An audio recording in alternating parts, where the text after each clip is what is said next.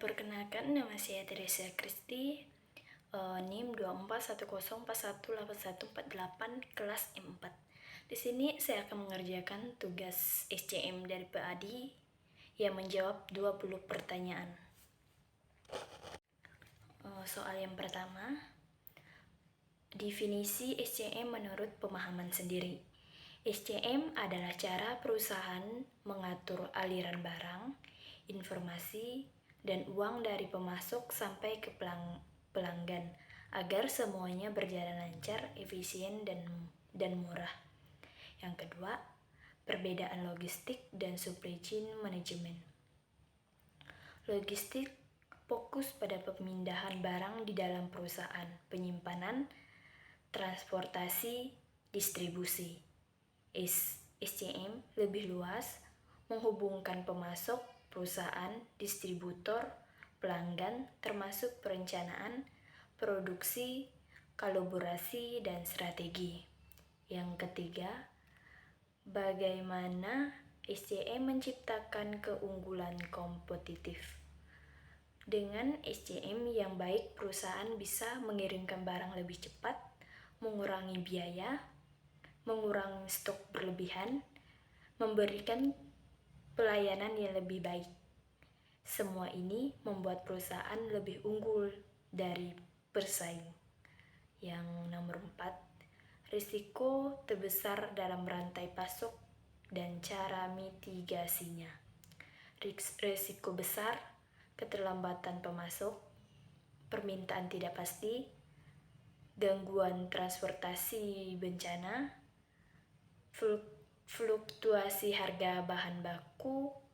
Cara mitigasi: punya pemasok cadangan, forecasting akurat, safety stock, diverifikasi transportasi, digital monitoring. Yang kelima, bullying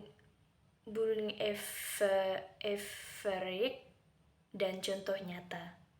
Bullying average adalah kondisi ketika perusahaan meminta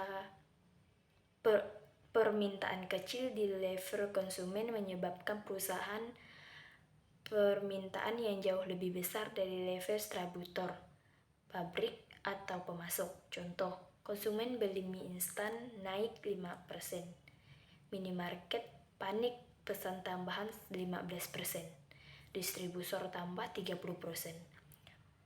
Pabrik produksi 50%. Hasilnya stok menumpuk dan tidak sesuai permintaan asli. Yang keenam, peran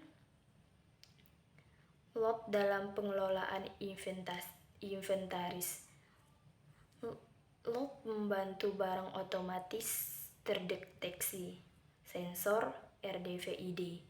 Jumlah stok terbaca real time, mengurangi human error, meningkatkan jika stok menipis atau kualitas barang turun, suhu kelembapan.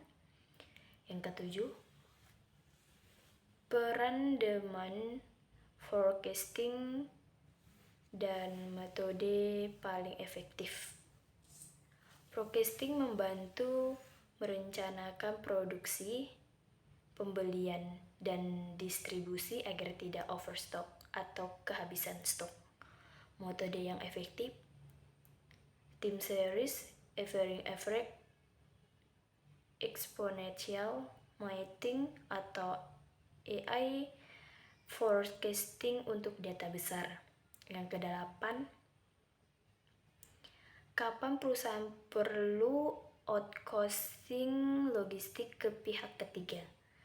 Saat biaya internal terlalu mahal, perusahaan ingin fokus pada core business, volume distribusi besar atau kompleks, ingin akses teknologi logistik yang lebih canggih. Yang kesembilan, proses procure to pay.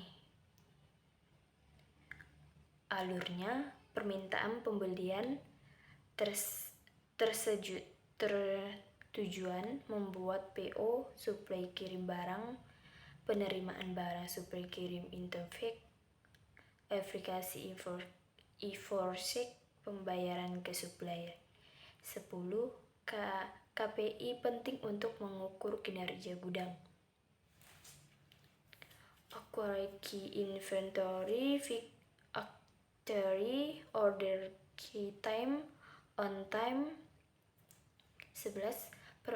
Pentingnya supply relationship manajemen SRM, karena hubungan baik membuat pasokan lebih stabil, harga lebih kompetitif, kualitas terjamin, risiko rantai pasok lebih kecil, kolaborasi jangka panjang lebih mudah.